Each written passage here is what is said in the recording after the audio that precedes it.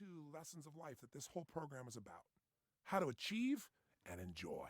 That's extraordinary quality of life. And so part of what I'm committed to is not having you just experience achieving what you want, but loving it when you get it and loving the trip along the way.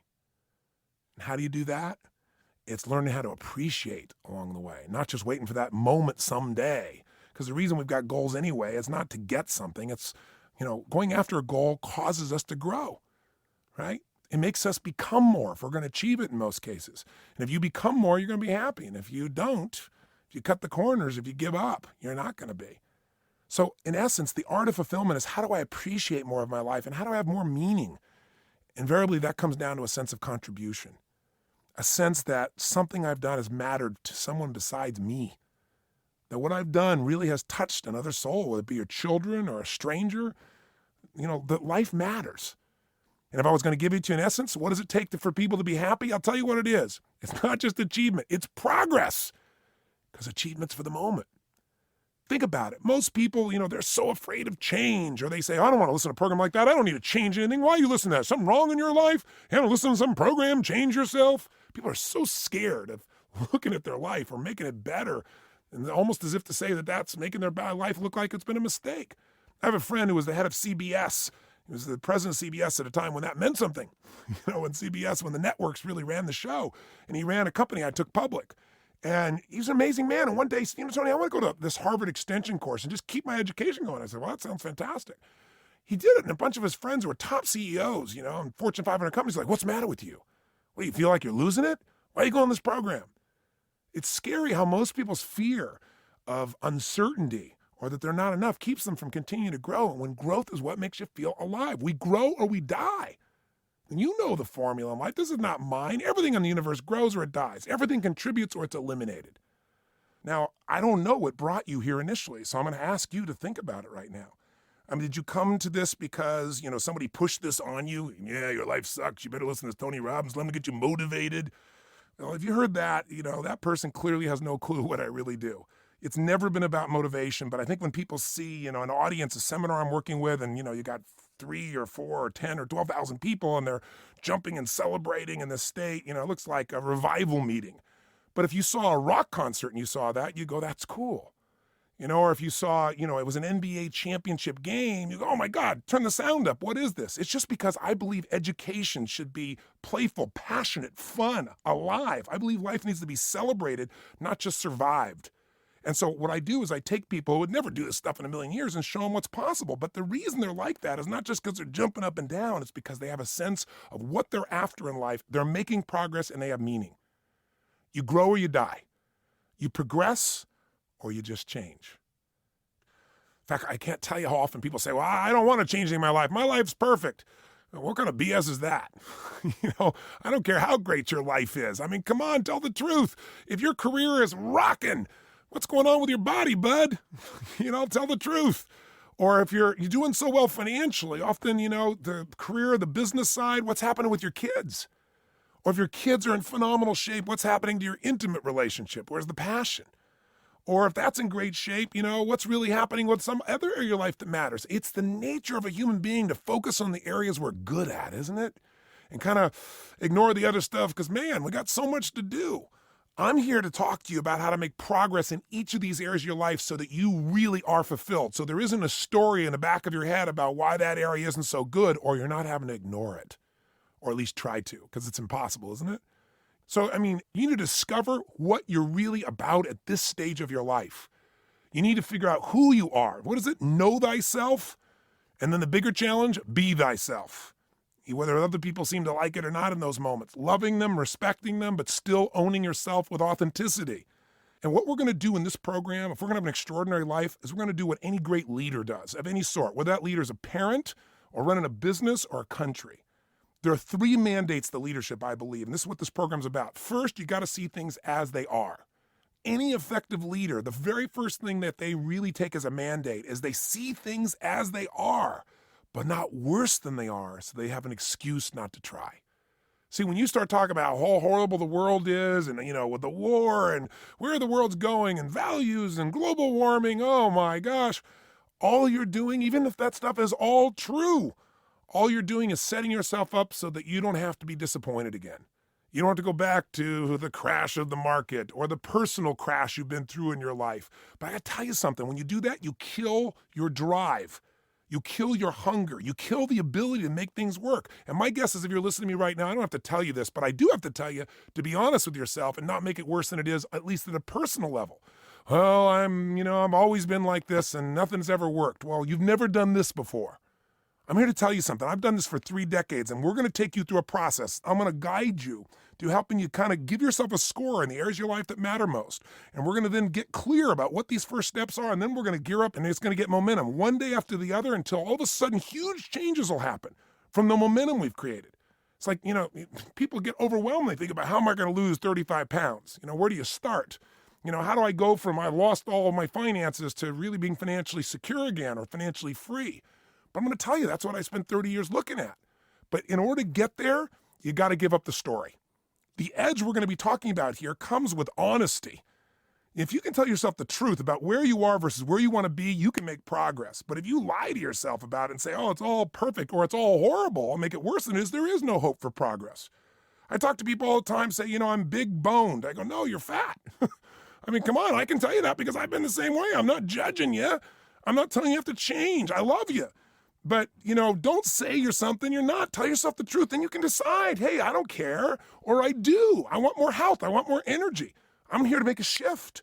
But you won't make the shift by lying to yourself. So see it as it is, not worse than it is. Tell yourself the truth is the first thing a leader's got to do. Second thing is you got to see it better than it is. Because if you don't see it better than it is, what's the phrase? Without a vision, people perish. It comes from a very good book called The Good Book. Whatever book you may be aware of or follow, doesn't matter what one's religion is truth. We've got to have a vision. We have to have a compelling future, something we're looking forward to. Nietzsche talked about, a person can deal with any present if they have a compelling enough future. We can figure out how to do something if we know why to do it. If we get a strong enough why, we can make it through anything. But we've got to have something to look forward to. And what a leader does is they bring a vision to the table. They come up with this crazy idea of 24-hour news, which I don't know if it's been an advantage or not, but everybody thought he was crazy, and Ted Turner changed the world. We all know what's happening simultaneously, for better or worse. Somebody says, I want to make it so that, suddenly, instantaneously, you can have a pizza. There's some weird technology we've created as a society, right? I was talking to a friend of mine this morning. He was telling me on the plane up here to visit with me. He sat next to this woman, and she was sharing with me, oh my God, my child has said their first word. It was Starbucks. So is that progress? I don't know. I guess it depends on your view of life. Wouldn't be high on my list, but I will tell you, you got to have a vision of a better life. Instead of complaining about how it is or even showing how bad it really is, what are you going to bring to the table? What's the vision of what we can change, how we can shift things, where we can go? This program, in order to create a new quality of life, you got to define it. Imagine, what would an extraordinary quality of life look like for you? What's life on your terms, and how do we get you there? How would you define it today, though? What would be your idea of an extraordinary life today? Not the old dream you had at some other stage of life, where you are today. If you're going to update that dream. For some people, it's this amazing love affair. For somebody else, it's more money than they can spend. For somebody else, it's creating this new technological breakthrough, this ultimate website, a new little fangled device, or a magnificent garden. A poem that you write that expresses your soul, or a child you raise that wasn't your own, but now they are. Their heart and soul your own. You're raising them. You love them. There's no difference between blood and love. You raise them as your own, and you know the depth of their souls, and they know the depth of yours. There's so many ways to measure it, but what is it for you?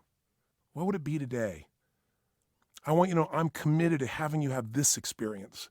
And I can't control it, but I can tell you, believe it or not, the resources that are necessary to make that a reality, at some level are inside you, or you wouldn't even have the dream, even for a moment, even if you're just dreaming it now. Our imagination can turn anything into reality if we're willing to act on it, if we can overcome our fear. But for most people, that isn't true, because they live in a culture where they're so caught up in every day making a living, protecting themselves by seeing it worse than it is, never really envisioning what's possible because they don't want to be disappointed. Hey, listen, let me tell you something. Disappointment is the secret to success. Disappointment creates drive if you don't let it destroy you.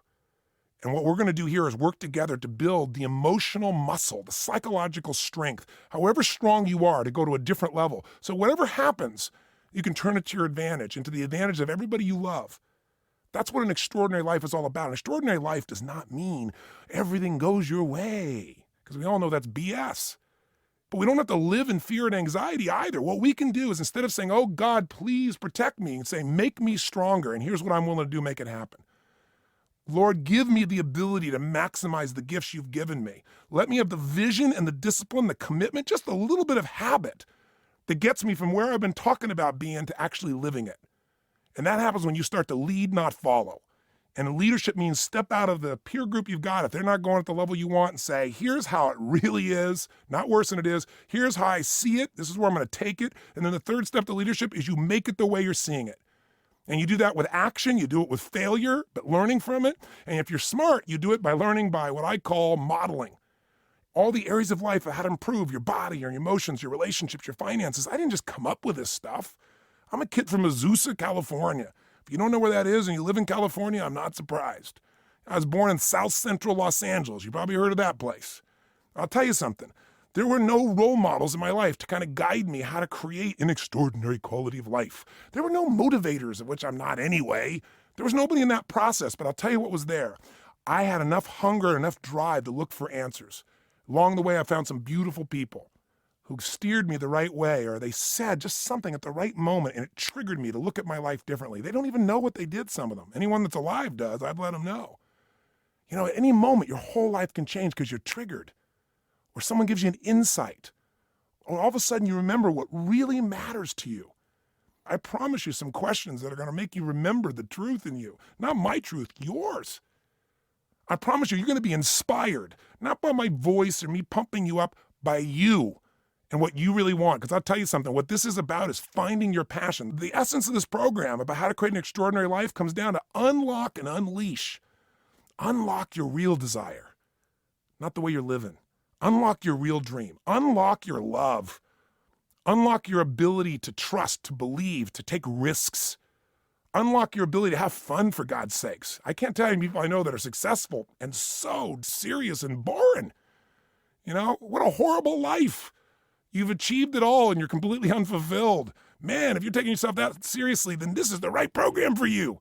Because I'm a special bus, and I'll take you on a wild ride if you come with me. So when I'm talking about unlocking and unleashing, I'm talking about unlocking your real abilities. So many of us have conflicts within ourselves. You know, we want to be totally successful and we want to sleep till noon. You know, we want to totally enjoy our food and be as fit as humanly possible. You know, sometimes it's difficult, but it's totally doable. But we got to understand the conflicts. We want to be successful and not have anybody ever judge us or be upset with us when we tend to judge others that are successful. We got to unlock and then unleash the truth. Unleash our real ability. Unleash our real capacity as a human being.